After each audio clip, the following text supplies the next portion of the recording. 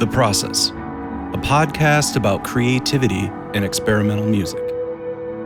In the world of experimental music, outcomes and accolades for creators can be uncertain and at times seem far and few between. Therefore, creators and practitioners of experimental music must embrace the one thing they will always have complete control over: the process. This podcast aims to understand this creative process by listening to new works and discussing them with their creators. Each episode focuses on one creator and their music. Understanding how and why they create can inform aspiring creatives and help audiences better understand and navigate experimental music. I'm Dr. Doug Bielmeyer, and I'll be your host as we explore the world of experimental music, creativity, and the human need to find purpose in their world and lives. This is The Process.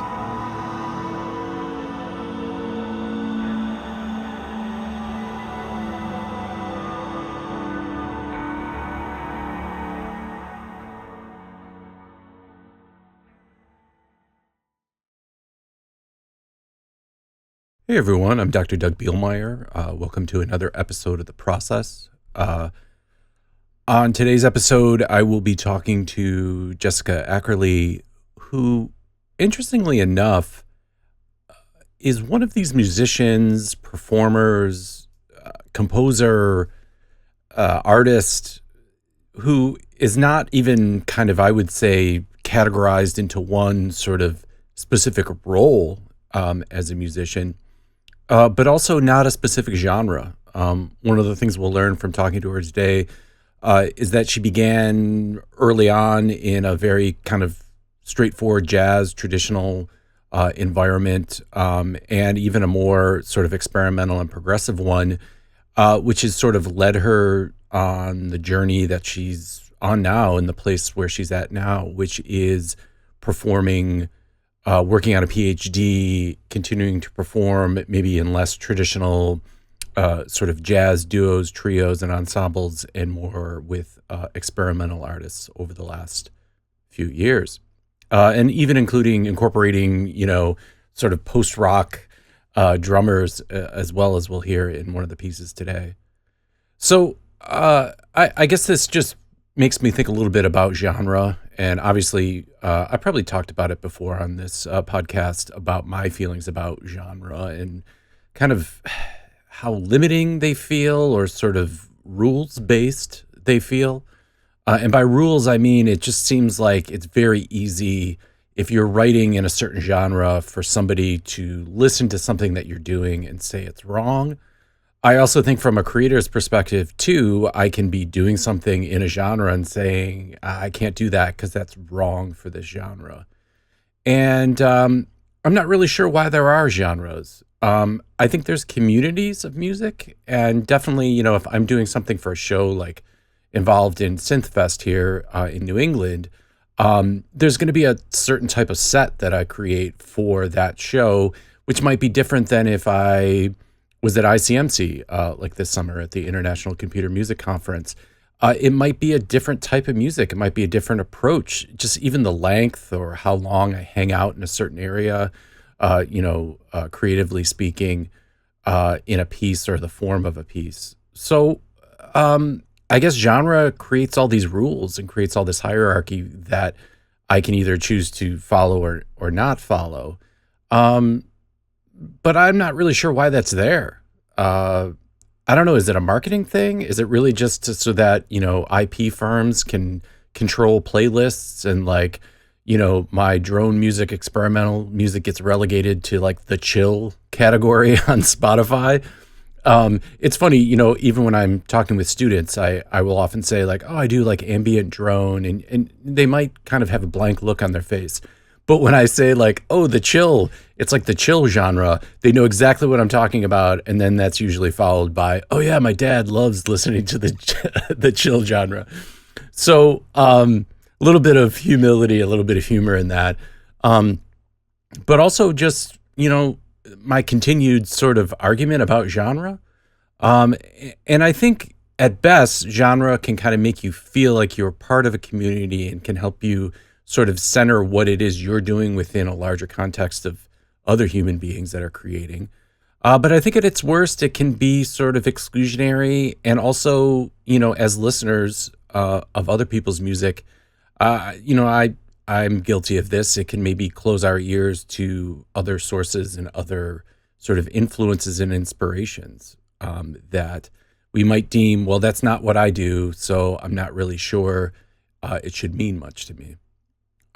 Which, some people must are probably much more open-minded about all the music they intake, and I think a lot of people say they listen to everything. When you ask somebody, oh, what kind of music they like, and they say everything.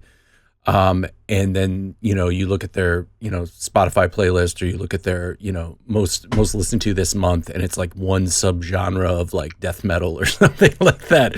But everything within that subgenre of like dark metal, they're really all about. So, and by the way, I don't think that's a bad thing to have a focus or to really enjoy a certain genre, and really take a deep dive into it and be intimate with that community. I don't think there's anything wrong with that. I just wonder how it impacts us as creators, and then also how it allows us or doesn't allow us to navigate sort of the market side of it, where we're trying to give our music or disseminate our music to listeners, audiences, and just other creatives. Well, let's take a listen to one of Jessica's new pieces, Bones of a Whale, which is a really kind of fascinating story. She'll tell us the background on where sort of the idea or the impetus for the inspiration of this song and the title, as well as her sort of really intimate collaboration she had with two other musicians to create this quasi improvisatory spatial graphic notation piece. So without further ado, let's take a listen to Bones of a Whale.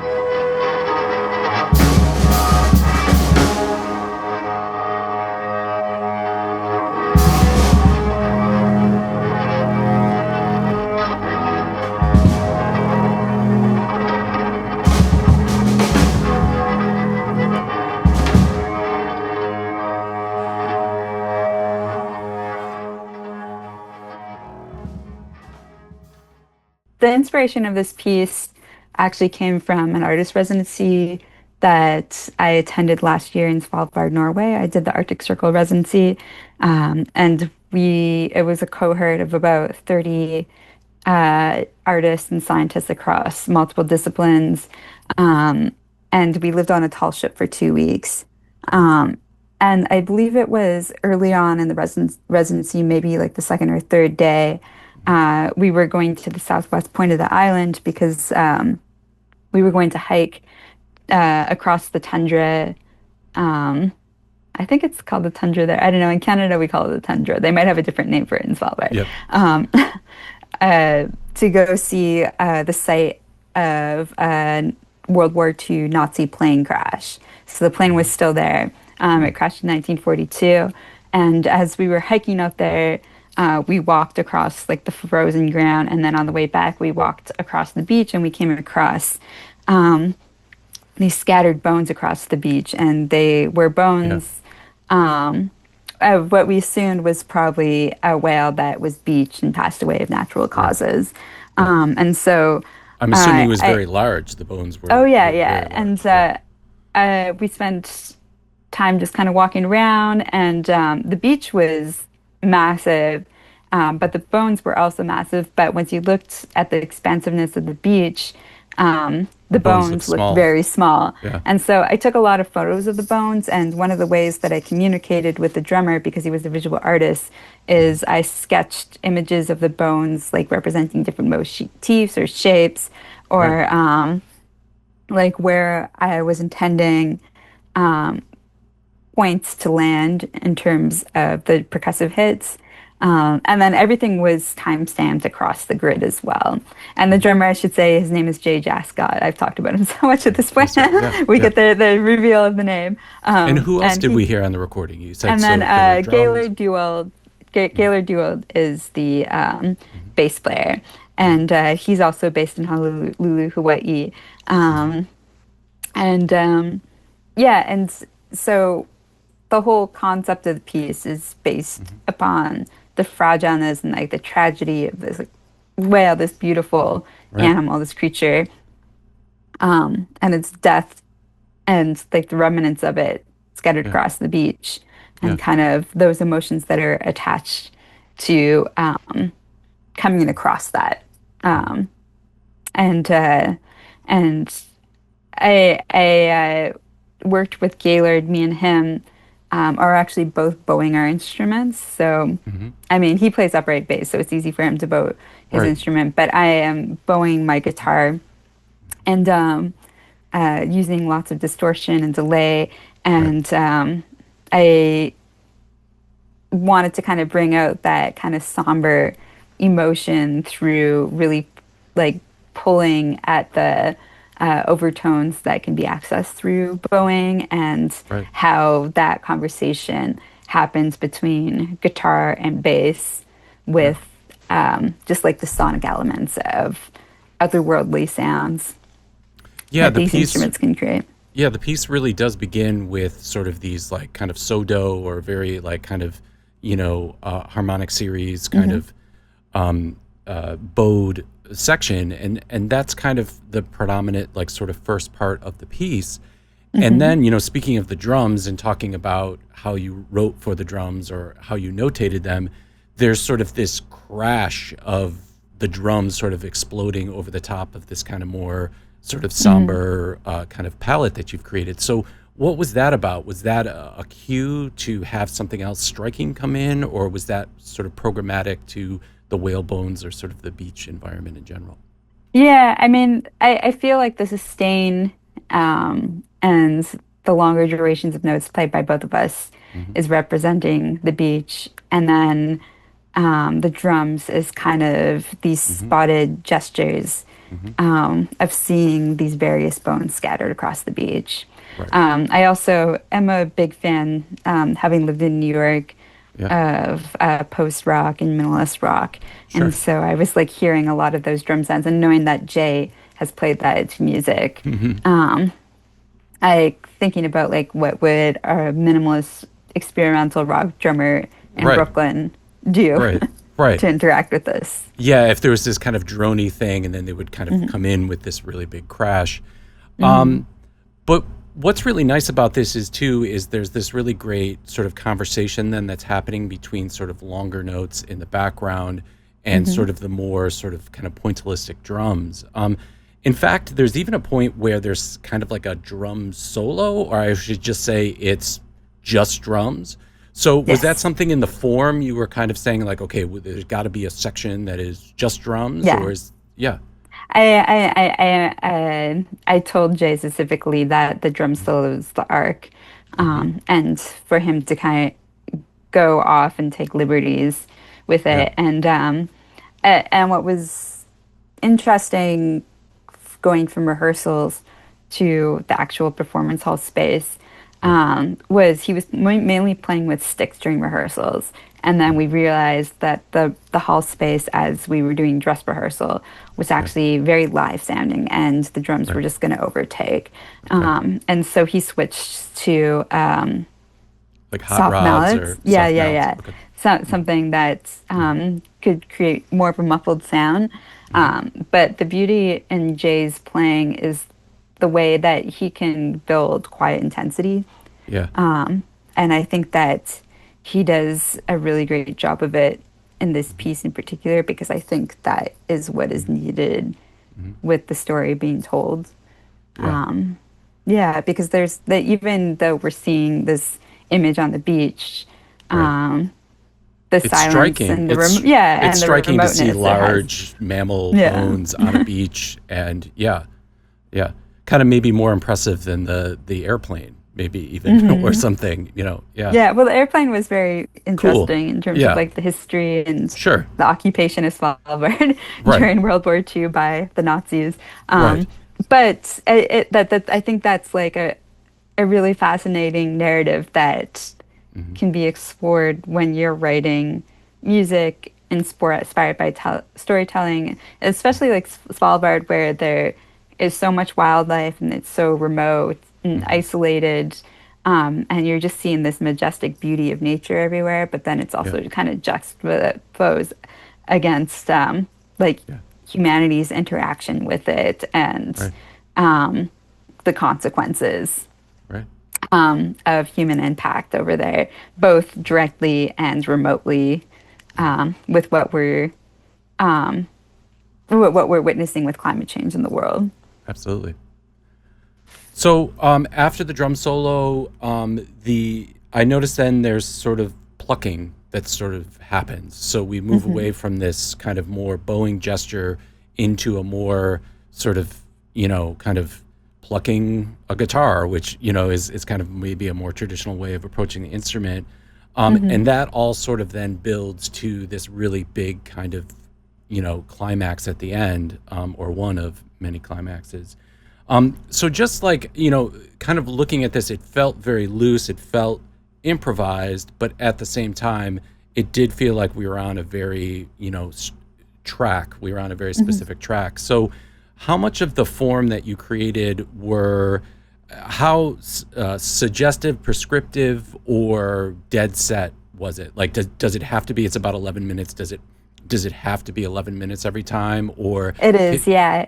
okay, It's very rigid in terms of the timestamps. So we're of the basically events? queued Yeah. through the Hmm. timestamps. Hmm. And then um, with the if like if we're thinking Hmm. about three main structures in terms of Hmm. the first climactic point with the drums, kind of dipping into a more subtle texture with the like the delay pedal of the guitar, little more arco is present with the bass, and then building up the third climax. Those were very distinct in terms of we're setting our timers, and these are where points where we're going to Yeah. land with these sections. But Yeah. then within that, to kind of keep the improvisation element going, Right. each of us had little cues that we could kind of signal at any given point with those sections when to move on to different material. Hmm. I was specific with like pitch material with what I wanted them to do gesturally with their Yeah. instruments.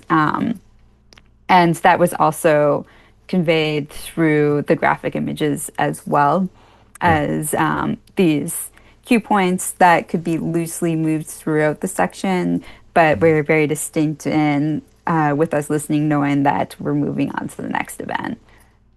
Yeah. One thing I really admired is that there was a very specific, maybe not a scale that was being used, but there Mm. were pitch decisions that were kind of seemed to be organized and related, and that seemed to kind of, sometimes it can just be every color in the palette, and this seemed one thing I really admired it. It seemed like it had a clear direction on, either the types of intervals that you wanted to use, if not even a pitch center. So it was this kind of nice balance between like a lot of sort of jarring sort of juxtapositions, but then also this sort of Mhm. tonal center.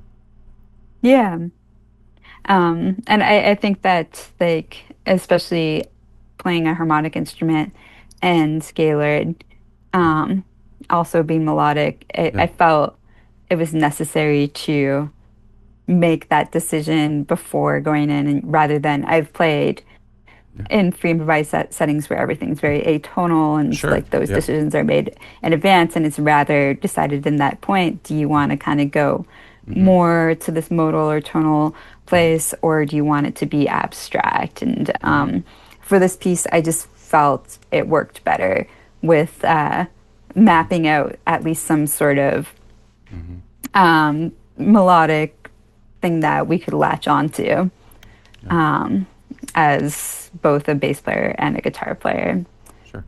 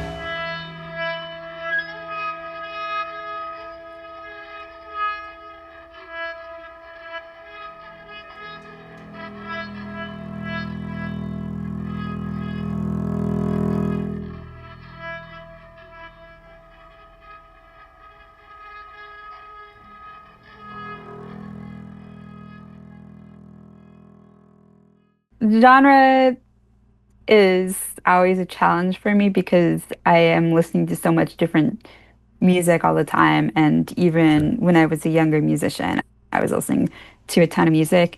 Um, and when I am working with younger musicians these days, we Yeah. have a lot of conversations around it. And I have noticed this trend even when I was younger, how genre is continuing to be blurred and how we categorize it is Yeah. kind of unfolding into all of these different subcategories. And Right. it's getting to the point where it's like, where can Right. it be defined at Yeah. that point? And I think that is coming from the fact that music is so much easier to access now Sure. through streaming platforms, through like watching stuff on YouTube, Yeah. where if you're like in like Oklahoma Right. and you've never been to a concert, you're growing up in like rural Oklahoma, you can find something Sure. on YouTube, like a performance of a band Right. playing And in then you can like go down the Chicago. rabbit you can go down the rabbit Hmm. hole of like the ancestral search of like, well, Hmm. what is this music? Well, this is actually like from Ghana, and then you go and listen to the original, Ghana recordings or something like that. So it's like, yeah, the access is sort of unlimited. Hmm. Do you find though, then when you're creating music, then do you have that same sort of kind of open feeling about what it is you're doing, or do you feel like you're working in a certain lane or in a certain direction? I try to make decisions. I mean, because I work on so many different projects Yeah, all the time, yeah, um, I I probably am still compartmentalizing it.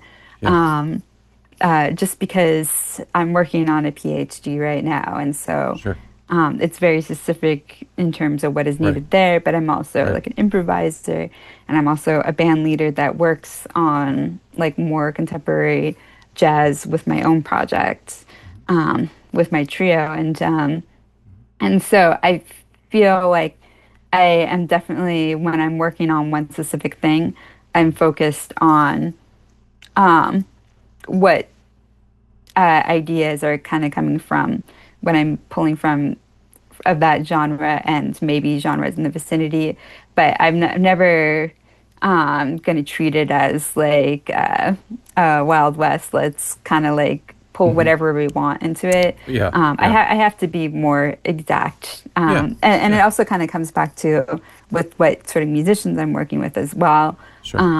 I think that it would just be really hard to convince, like, I did a lot of collaboration with Daniel Carter Hmm. um, Hmm. when I was back in New York City during the pandemic. Yeah. And would be really tough to bring in like a piece that Right. is like Elliott Carter's saxophone. But the Right. irony of it Yeah. A is lot that of, yeah. he listens to that and he spent some time with it Hmm. and Hmm. that comes out in his playing. Sure. But if I'm working on music with him, Yeah. I'm going to be pulling on my influence coming from like jazz and like Right. maybe like a little more 20th century classical composer background. Right. And just Yeah. think about what is It just, necessary to make the music. yeah, it feels weird though, right? Because it's kind of like, well, that's in the soup. Like part of that, Hmm. like Elliot Carter's in the soup, but Hmm. like this is not, this is not that, you know? Hmm. Yeah. And yeah, and then there's sometimes too of like, if it's in a genre, then it can be right and wrong, right? Because there's like things in a genre you don't do, you know? I mean, sometimes it's like a Hmm. community of musicians that have decided like, we don't do that here, you know, that type of Yeah. thing. But Hmm. it also depends too on like who you're, you're doing so many, sort of like grants or like pieces for projects for things. And, they have expectations too, right? So they're like, Hmm. we want this type of piece or we want a Yeah. jazz piece or, yeah. Yeah. Well, Jessica, this has been fantastic. Oh, Thanks so thank much for you. taking the time. You're globetrotting right now and you're all over the world. So I appreciate you taking the time to share your music and opinions with us. Before I let you go, tell us a little bit about where we can learn more about you and your music. And Oh, then yeah. if you've got anything coming up in the next few weeks that you want to let us know about, that'd be great too. Yeah, I mean, my Bandcamp page has all of my records Yep. online, and then my website. And I'm in Japan right now, so I'll be doing 11 dates Mm, here. great. And then I have plans for a performance in Los Angeles to celebrate the 1 year anniversary of my record that I put out last summer, All the Colors Are Singing on AKP Recordings. Great. And in September, I'll be on tour in Europe, going through the UK with one of my longer collaborators, Eli Wallace, on piano. Great. And we haven't announced those dates yet, but they will be posted on my website.